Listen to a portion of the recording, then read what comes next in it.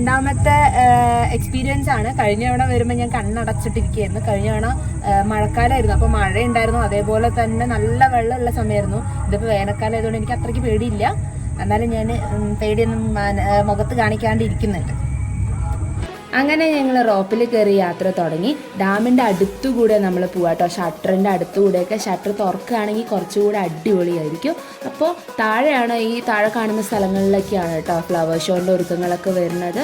അപ്പോൾ തലേദിവസം ആയതുകൊണ്ട് അത്രയ്ക്ക് വലിയ ഒരുക്കങ്ങളൊന്നും ഉണ്ടായിരുന്നില്ല. അത് ഞങ്ങൾ നോക്കാൻ വേണ്ടിയിട്ടായിരുന്നു പോയത്. 71 രൂപയാണ് കേട്ടോ റോപ്പിൽ കയറാൻ ഒരാൾക്ക് ചാർജ്. ഇപ്പോൾ മലമ്പുഴേനെ അകത്ത് കയറേണ്ട ആവശ്യമില്ല റോപ്പിൽ കയറാൻ. മലമ്പുഴയുടെ സൈഡിൽ കൂടെ ഉള്ള വഴിയിലാണ് നമുക്ക് റോപ്പിൻ്റെ എൻട്രൻസും കാര്യങ്ങളൊക്കെ. അപ്പോൾ അവിടെ നിന്ന് നമ്മൾ ചാർജ് എടുത്തതിന്, ഫീസ് അടച്ചതിന് ശേഷം നമുക്ക് കയറാൻ പറ്റും. ഒരു 200-300 മീറ്റർ ദൂരെ പോയിട്ട് തിരിച്ച് വരികയാണ് കേട്ടോ റോപ്പ് എന്ന് പറയുന്നത്. വളരെ പതുക്കെയാണ് റോപ്പ് മൂവ് ആവുക.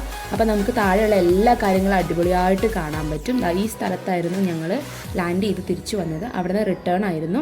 അപ്പോൾ തിരിച്ചു വരുന്ന സമയത്ത് ഓൾമോസ്റ്റ് എല്ലാ ലൈറ്റ്സും ഇട്ടിട്ടുണ്ടായിരുന്നു. അപ്പോൾ ഞങ്ങൾക്ക് നല്ല ഒരു നൈറ്റ് വ്യൂ കിട്ടി. വേനൽക്കാലം ആയതുകൊണ്ട് തന്നെ ഡാമിൽ വെള്ളം നല്ല കുറവായിരുന്നു. 2 തൂക്കുപാലവും കാര്യങ്ങളൊക്കെ ഉണ്ട്. തൂക്കുപാലത്തിലൊന്നും നമ്മൾ കയറില്ല, അതിന് മലമ്പുഴേനകത്ത് കയറണം. അപ്പോൾ ഇതാണ് നൈറ്റ് ആംബിയൻസ് കേട്ടോ. അപ്പോൾ പോവാത്തവർക്കും പോയവർക്കും, ഒരുപാട് പേര് പോയിട്ടുണ്ടാവും, പോവാത്തവർക്കും പോയവർക്കും വേണ്ടിയിട്ടുള്ള വീഡിയോ ആണ് കേട്ടോ. അപ്പോൾ എല്ലാവരും കാണുക.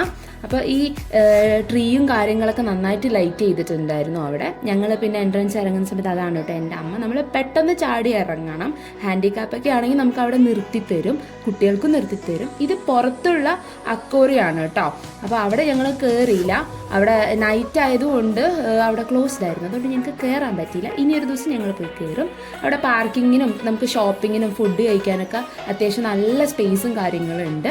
ഇതാണ് അവിടുത്തെ പാർക്കിംഗ്. ഒന്നല്ല, ഒരു 2-3 പാർക്കിങ്ങും കാര്യങ്ങളുണ്ട്, പേ പാർക്കിംഗ് ഉണ്ട്. അപ്പോൾ നമുക്ക് വണ്ടിയൊക്കെ അവിടെ സുരക്ഷിതമായിട്ട് തന്നെ നിർത്താനും പറ്റും.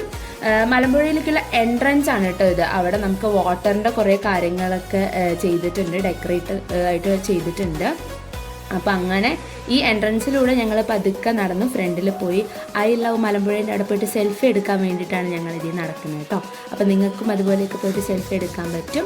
അതിൻ്റെ സൈഡിൽ തന്നെ നമുക്ക് ഷോപ്പ് ചെയ്യാനോ അതേപോലെ തന്നെ ബാഗും തൊപ്പിയും കാര്യങ്ങൾക്കുള്ള നല്ല അടിപൊളിയായിട്ടുള്ള കടകളൊക്കെ ഉണ്ട്. ഞാനൊന്നും വാങ്ങിച്ചൊന്നുമില്ല. അപ്പോൾ പോകുന്നവരെല്ലാവരും മാക്സിമം വാങ്ങിക്കുകയൊക്കെ ചെയ്യുക കേട്ടോ. വാങ്ങിക്കാൻ പറ്റുന്നവരൊക്കെ വാങ്ങിക്കുക. ഞങ്ങൾ അവിടെ നിന്ന് ആകെ ഒരു പഞ്ഞിമിഠായി വാങ്ങിച്ചു, പിന്നെ ഒരു ചോളം വാങ്ങിച്ചു.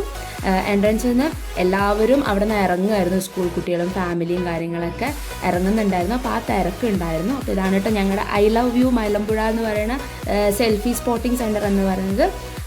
പിന്നെ ഇതാണ് ടിക്കറ്റ് കൗണ്ടർ. അപ്പോൾ അവിടെയാണ് ടിക്കറ്റിൻ്റെ കാര്യങ്ങളെല്ലാം അവിടെ ഒട്ടിച്ച് വെച്ചിട്ടുണ്ട്. അപ്പോൾ എൻട്രൻസിലോട്ട് ഇപ്പോൾ കയറാനുള്ള തിരക്കില്ലാത്തതുകൊണ്ട് ടിക്കറ്റ് കൗണ്ടർ ക്ലോസ് ചെയ്തിട്ടിരിക്കുകയാണ് കേട്ടോ.